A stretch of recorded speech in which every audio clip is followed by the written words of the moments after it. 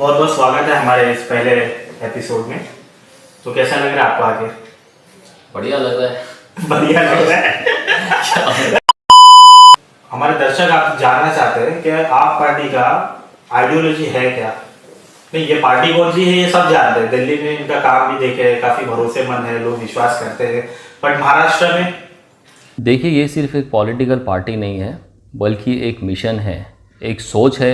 हमारा मिशन सत्ता परिवर्तन नहीं बल्कि व्यवस्था परिवर्तन है। और ये लांछन जो है बार बार अपोजिशन पार्टी हमारी पार्टी पर, आम आदमी पार्टी पर लगाती है कि वो आरएसएस आइडियोलॉजी की है और आरएसएस वाले हैं, बी टीम वगैरह की। बट ये सारी बातें जो है वो रॉन्ग है। अगर आरएसएस आइडियोलॉजी होती तो आम आदमी पार्टी दिल्ली की सारी स्कूल्स में जो है संविधान का एक सब्जेक्ट जो उन्होंने कंपलसरी कर दिया है वो ना करती। आप देखो कि दिल्ली में स्कूल्स में जो है संविधान वाला सब्जेक्ट जो है वो अरविंद केजरीवाल जी ने, वहाँ की गवर्नमेंट ने कंपलसरी कर दिया है। और आरएसएस की आइडियोलॉजी क्या है कि उन्हीं के लोग वही जो है पढ़ लिख करके आगे बढ़े और गरीब जो है पढ़ लिख ना पाए। लेकिन अरविंद केजरीवाल जी ने, दिल्ली की गवर्नमेंट ने दिल्ली की सारी स्कूल्स को इतनी अच्छी कर दिया है कि गरीब से गरीब का बच्चा अच्छे से अच्छे शिक्षा जो है वहाँ से हासिल कर पाता है। दिल्ली के अंदर हमने 5 साल के अंदर चमत्कार करके दिखा। तो आप पॉलिटिशियन ही क्यों बनना चाहते हो, कुछ और क्यों नहीं? एक आदमी एमएलए बन जाए 5 साल के अंदर उसके 25-30 करोड़ तो तैयार हो जाते हैं, कई कई कोठियां बन जाती हैं। क्योंकि 1000 संस्थाएं मिलकर वो काम नहीं कर सकती जो एक सरकार कर सकती है। इसका उदाहरण आपको हमारे प्रतिनिधि अब्दुल अजीम भाई जो है वो देंगे।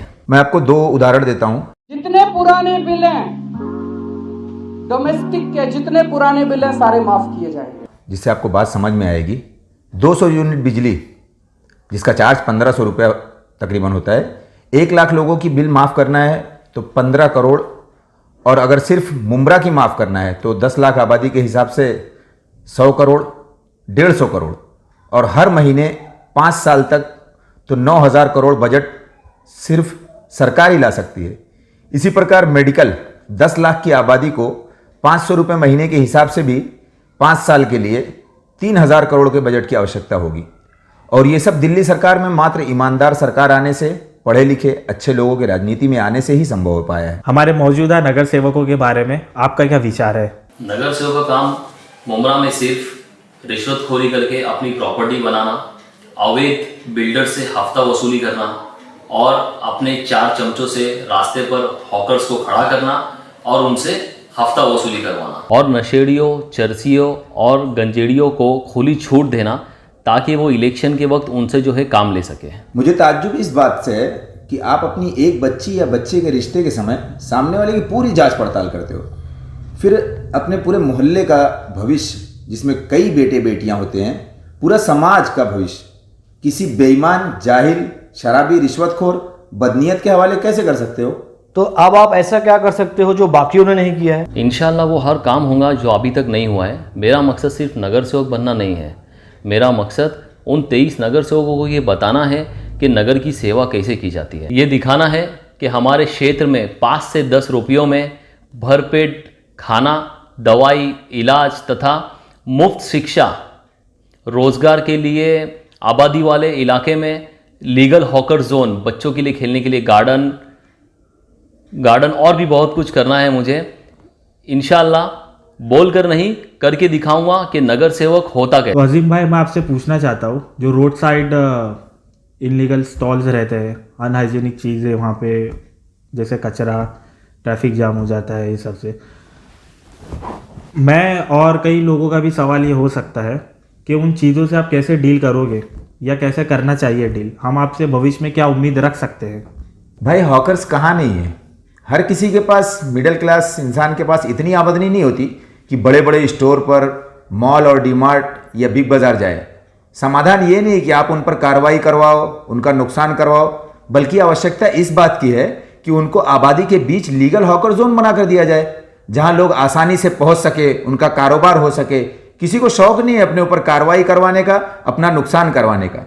और रहा सवाल सफाई का, तो किसी को शौक नहीं है गंदगी के बीच रहने का। जब कचरा समय पर जाएगा नहीं, डस्टबिन, शौचालय तक का पैसा सत्ताधारी खा जाएंगे। अभी मैंने जल्दी फेसबुक पे देखा था कि मुंब्रा के सत्ताधारी शौचालय खा गए। अभी तक मुमरा का शौचालय का पता नहीं था, अभी हाल में पता चला कि 1.5 लाख कचरा पेटी का पास हुआ।